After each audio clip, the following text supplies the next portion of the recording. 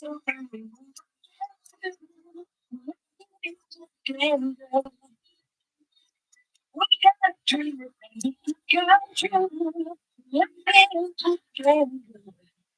out there. Welcome to another edition of Real Sports Talk, special Sunday morning edition, live on Facebook, live on YouTube.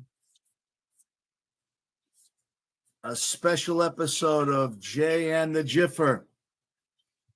I just got to get Jay in here. Today's the 12th day of October, 2025. The actual discovery day of America. October 12th, the traditional day. Now, let's get Jay in here. Let's get Jay in here.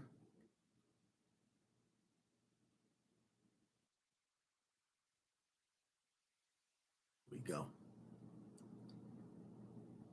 Just got to get set.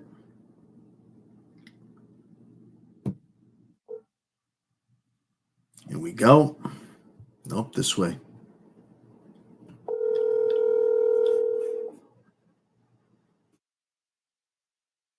Hello there. We're on the air. Here is Jay for another episode, a special Sunday edition of Jay and the Jiffer. So, both the Mets and the Yanks are both fishing. Season over. Season over. They should have gone further. And we'll start with the Yanks because I have a point with the Yankees. Game two. Game two was the game that Max Fried was pitching. Yeah. Max Fried was struggling over the first few innings. And I believe it was the fourth inning where he was taken out of the game. I think one out, first and second. Yankees already trailing 5-0. Will Warren is brought into the game. Will Warren gets an out. Then he walks somebody to load the bases. And then a grand slam home run. So before you know it, it's 9-0. Now Warren stayed in the game and pitched. I don't know if he pitched the rest of the game or he pitched a whole bunch of more innings. And the Toronto got up to 13 runs, which means they got 8 more runs with Warren coming into the game. All right, 2 of those runs were credited to Fried. Meanwhile, the Yankees started scoring. They got 2 runs, and then when Toronto brought in their bullpen pitchers, they got 5 more runs. They ended up with 7 runs. Final score, 13-7. They could have done no worse, in my opinion, if they left Fried in the game. They could have done no worse.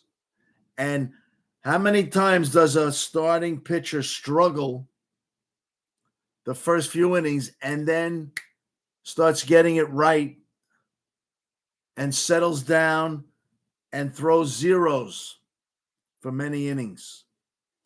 And if this is your best pitcher, I'm staying with my best pitcher. I'm not bringing in my number 5 guy.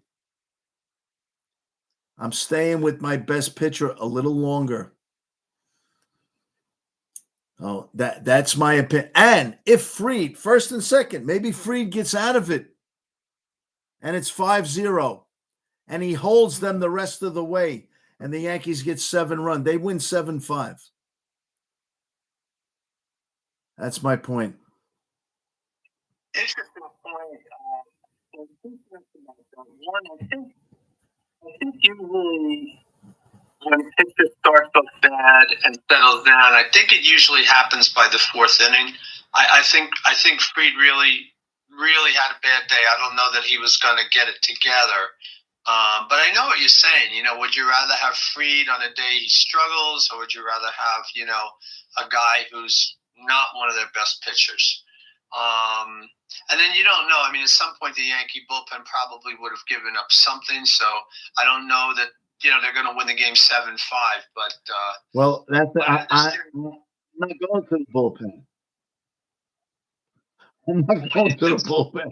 And Fried's pitching 9 innings. This is a must win. You don't want to go down 2-0. I know. And we've already got first and second none out. Well, listen, unless I'm bringing in Sparky Lyle, like in Game 4 in 1977 against Kansas City, and he went 5 1/3 innings of scoreless baseball.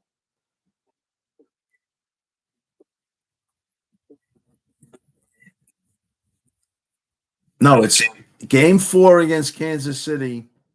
Yankees were down 2-1 in the series. I think the score of the game was either 5-4 or 6-5. The Yankees had the lead. I think it was Figueroa that was struggling in the 4th inning with 2 out, and Lyle was brought in. Absolutely. And it's a great scene in the movie The Bronx is Burning, because the game's in Kansas City. So Steinbrenner is sitting with the general manager watching the game on TV. And Steinbrenner's like, what is he doing? Is he crazy? He's bringing in Lyle in the 4th inning? And meanwhile, Lyle went 5 1/3, shut out Kansas City the rest of the way, and ended up getting the win.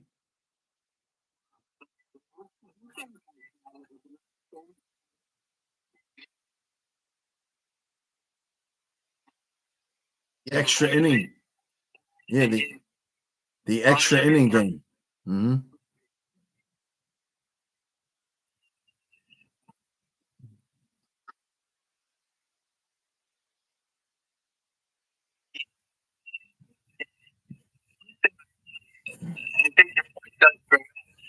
I started along with the Mets this season. It was like, every regular season game. Once the Mets were down by 4, the worst reliever in the team, he'd be the 13th pitcher who had just been called up the day before as an emergency, late guy. Once again, so many. It's like they're managing a spring training game. What you mean? The Mets have an explosive offense. You mean it's impossible that they could come back from a 4-run lead? You automatically bring in that. He's did it so many times. They automatically bring in their worst pitcher. That's what would happen, right? Instead, you're down by 4. Let's say you're in the 6th inning. I mean, come on. I mean, they had a good hitting team. The Mets had offensive outbursts, so it's not like the game should be played like it's over. But yeah. Yeah, absolutely. This is how the game is managed now.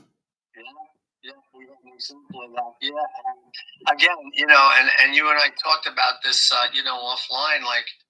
There were so many great examples this season, and Mendoza did it a lot. But the best example of all was the other night with Skubal. I mean, you forget that you're trying to win the game in favor of pitch count. It's like an alcoholic needing to drink.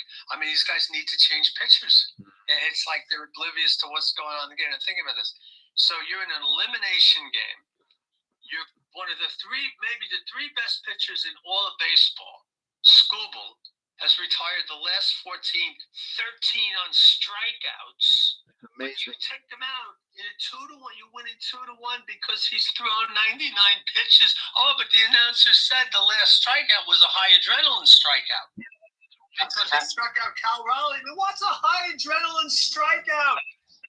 Come on. Just got It's Rosarina and Raleigh. Now, stupid really, what a stupid point. You and I discussed that. I mean, I think these don't even think about what they're saying. It's such a stupid thing to say. Like Bob Gibson, let's take Gibson out. You know, he had too many high stress innings. He's thrown 90 pitches after 6. Oh, it's game 5 of a championship series. Yeah, let's bring in Barney Schultz. Whatever. Yeah, because Mickey Mantle's coming up. He loves Barney Schultz. Yeah, that's right. And you think about the hitters on the other team. You think they were happy to see Scooble come in again? Very, right? So, yeah, I think so. He's striking out. They tied it up right away. Yeah. No, well, you bring up Gibson. Gibson wouldn't come out.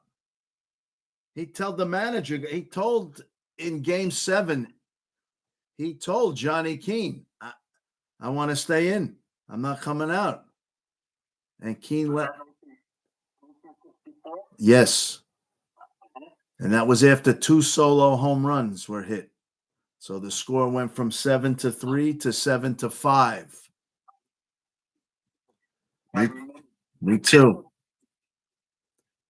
It was like 2 solo shots, Tom Tresh and somebody else. Now, I don't know if Blanchard was still with them then. I'm not sure, but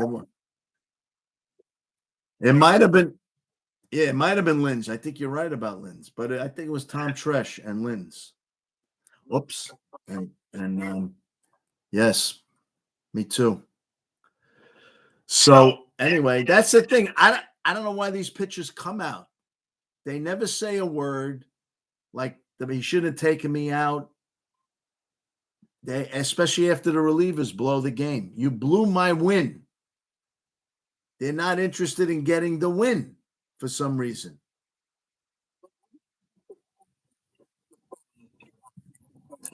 Yeah.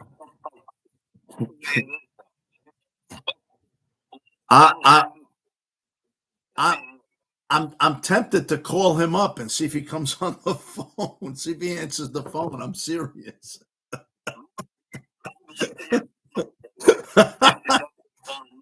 You think so? No, I like to call him on the air right now. That's what I mean.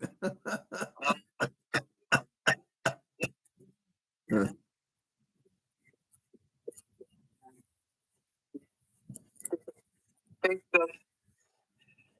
very surprising to see Fried and Rodon get hit as hard as they did. Yeah. I also probably think, like we were discussing, we didn't really know much about Toronto. I think Toronto is probably better than we gave them credit for. But underrated, I think. Yeah. No? Because inconsistent. He's done it before. I mean, the regular season he was pretty good, but that was a surprise based on the past. But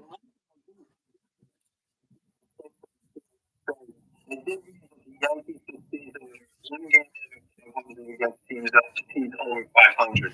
So they did not. They beat up on the bad teams. They were not that good against the best teams. They've been doing that for years, which is why they fail in the playoffs every year. And the thing is, they've got guys now that can build runs.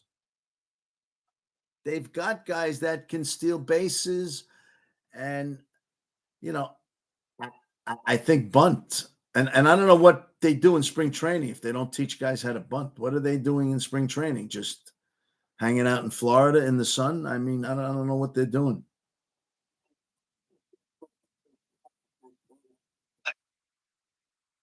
It's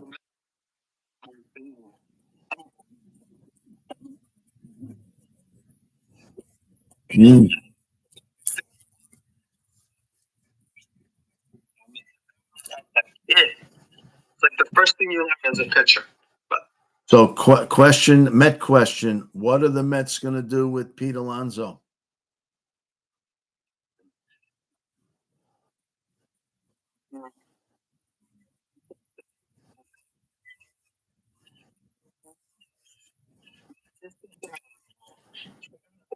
the guy is wholly responsible for the fact that they played very bad fundamental baseball, as we are just referring to. Now you're bringing a whole new coaching staff, which is another interesting thing that a lot of times now managers don't get to pick their coaching staff. So I assume the general manager is going to. They fired the whole coaching staff except for the first baseman. Thank God they fired Hefner, the pitching coach. He improved no one. No one got better because of Hefner. And it was a terrible performance by the pitching staff. But now you got Mendoza coming back, who's still going to be responsible for all the things that all the bad play on the field last season, bad fundamentals, and a new coaching staff. So what happens if at the end of May the Mets are 5 games under 500, 6 games? They're going to fire Mendoza. Now you've got a new coaching staff, and you still need a new manager. So I think that was half. What do you call it? Half-assed. But okay, Alonso. I heard last night that Alonso's looking for a 7-year deal. I don't think Stearns is a big Alonso fan, which gets back to all like the metrics and everything else, because he doesn't look at Alonso as quote unquote athletic. I think it's pretty athletic to hit that many home runs and drive in that many runs. That seems athletic to me. But I'm happy for Alonso because he kind of got screwed over going into this season, that he didn't get a better contract. And I can't blame him. He's going to say, listen, you're going to sign me now? You're going to sign me at the top dollar. I mean, he should not. He loves being a Met, but he should not give the Mets a hometown discount. 7 years, I know he's 31, but you got to sign. If they don't sign him and they don't re-sign Diaz, can opt out also. They have to bring those 2 guys back, or they might as well just rebuild.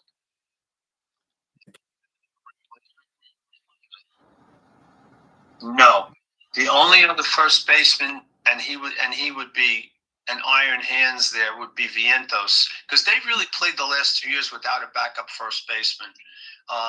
And who knows? I was seeing last night there's some Japanese guy that plays first and third that the Mets and Yankees are interested in. Some Japanese guy.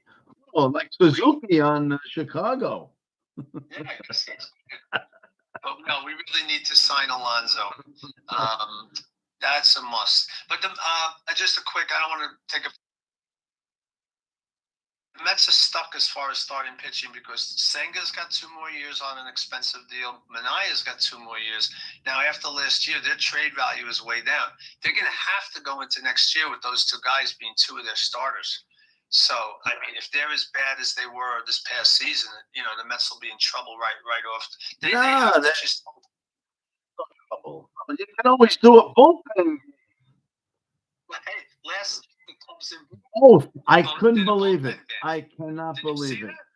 I saw it this morning on the highlight reel. I'm like, I cannot. And the Cubs seem they're likable teams. Actually, they're likable, both teams. But this bullpen thing, I mean, nobody has like starting pitchers or like spot starters, like like maybe a George Stone type or Steve Klein or some of these guys from years back, or and even years back, you didn't have the spot star. You had 5 starters or 4. You had 4 starters and then a spot starter when there was a double header. Yeah. Yeah, I just thought of them this morning when I was watching the Cubs and Brewers, and I'm like, both teams, and you cannot lose to a bullpen. I'm like, this is ridiculous. This is why they got 47 pitchers on the team.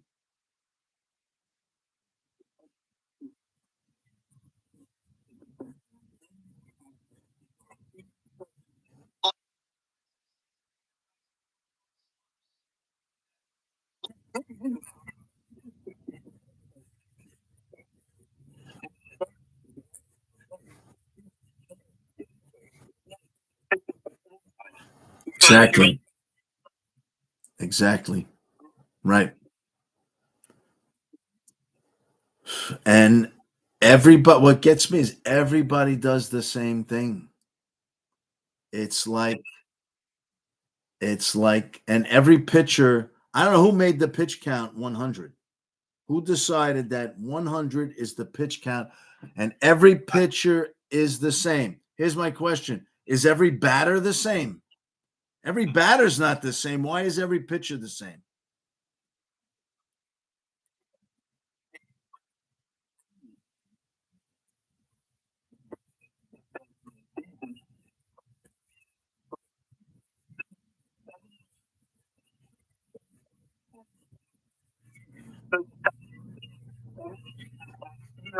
Mhm. 65 pitches. What do? You take them out of the game. I mean, of course they lost the game. They only have two good relievers. And that's it. That's the win you needed. You had to win. Because they took a pitcher. And I think also it undermines the pitcher's confidence and it undermines the pitcher's arm strength. The arm strength, yes. The confidence is like, oh, you pitched 6 innings, beautiful, did great. You got great. Yeah, but it's a 9-inning game. It's a 9-inning game, everybody. And the only way you win that game is when the other team brings in their reliever and he's worse than the guy you brought in. So they get a few runs and take the lead, then you take the lead back on their reliever.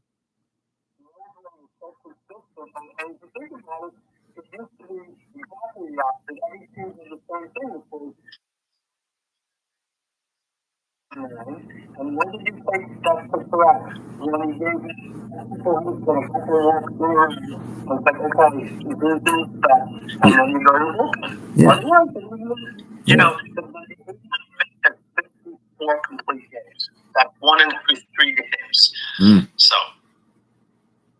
as an example. Yeah. Yeah. So the Cubs are out. It's Brewers versus Dodgers and Toronto versus. Oh, my goodness. Wow. Wow, man. Well, and, Seattle's got Raleigh, but they got a lot of Rosarina has been around.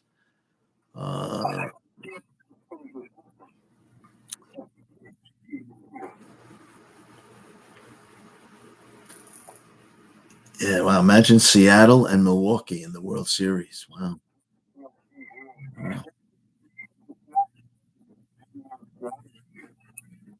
They are the Brewers. That's right.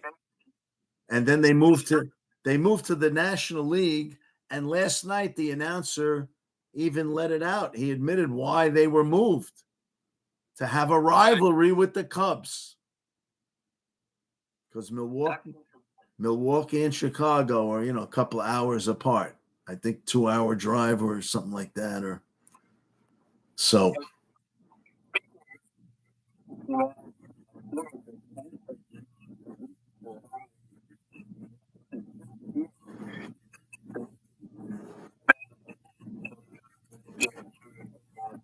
Yeah, the Cubs are a very likable team. I was.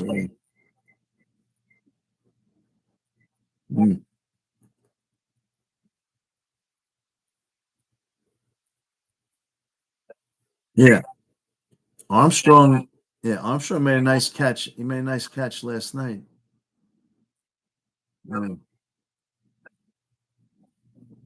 Yes. Yeah, Swanson is a very good shortstop.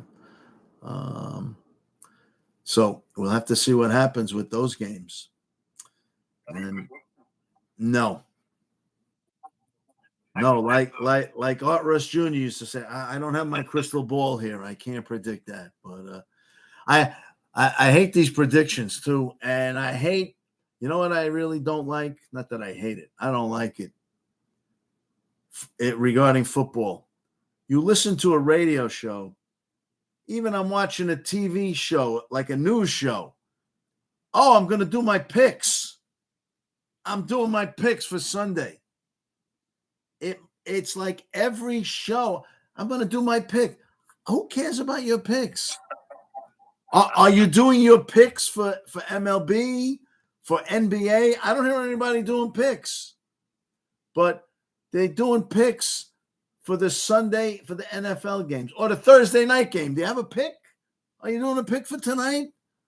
I'm like, oh my God, who cares? That's when the channel gets changed, man. I'm like, oh my God.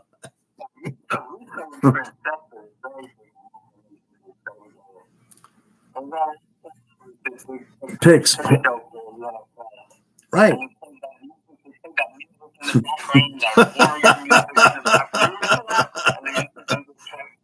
But there's no picks for MLB, for the NBA. It's one game, but I'm like, oh my goodness. Oh my goodness.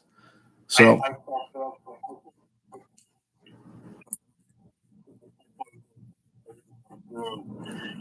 yeah. What happened with that? What happened to the Phillies? What happened to the Phillies?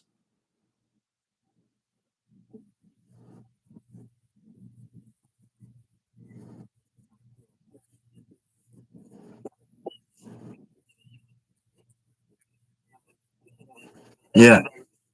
No.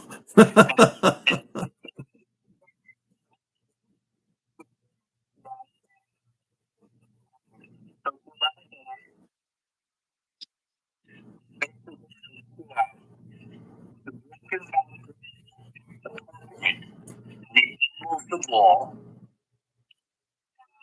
He panicked and he threw home. He threw the ball wild home, but he had absolutely no play at home. He just panicked. He probably, not definitely, but he probably still had to play at first base, which is what. But he picked it up and he threw home.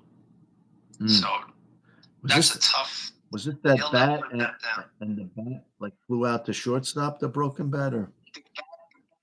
So I mean, there's probably a pretty good chance that might have been the reason he bobbled the ball. Yeah. He's seen the bat and he's seen the ball. I mean, that's understandable. So it's a tough break for him, but that's tough on him. I mean, it's something, especially if you're playing in Philadelphia, you might never live that down. And try to throw it home. Yeah, that sounds familiar. Yeah, some guy that We're was talking about 2000. Yeah, some guy that was on steroids. He was so whacked out of his mind. Yeah.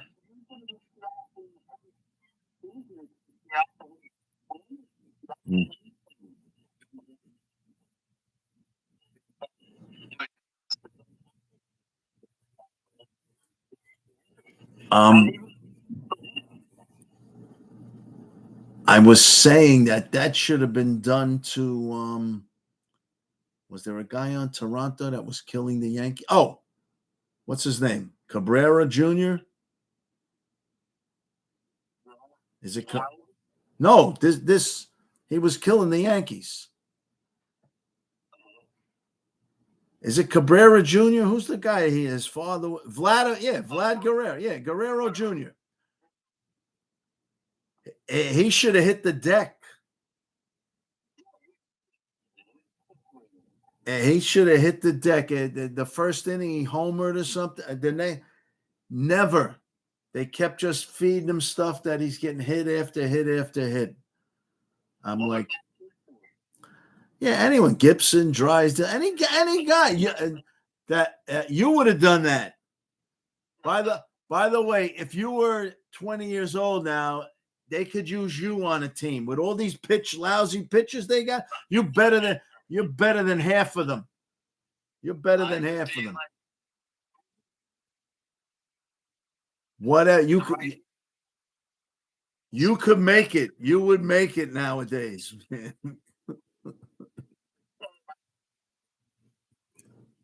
Yeah. So, all right. I think we're coming to the end of the show. I'm looking at the clock. It's 10:20. So it's about time to sign off. It's been good talking baseball, sports. We're going to have to move on to maybe something else. Or, I want to do a show on maybe the Hall of Fame. That we got. Yeah, we got some guys in there and some guys not even on the ballot anymore. And we do a little prep work on it. Yes, like you just said. All right.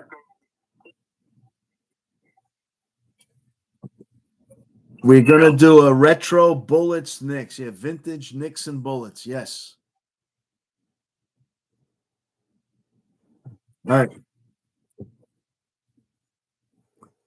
Signing off. Thank you. See you next time.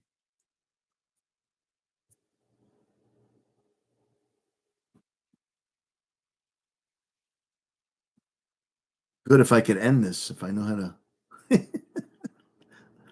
No, that's not working. This one's ending. This one.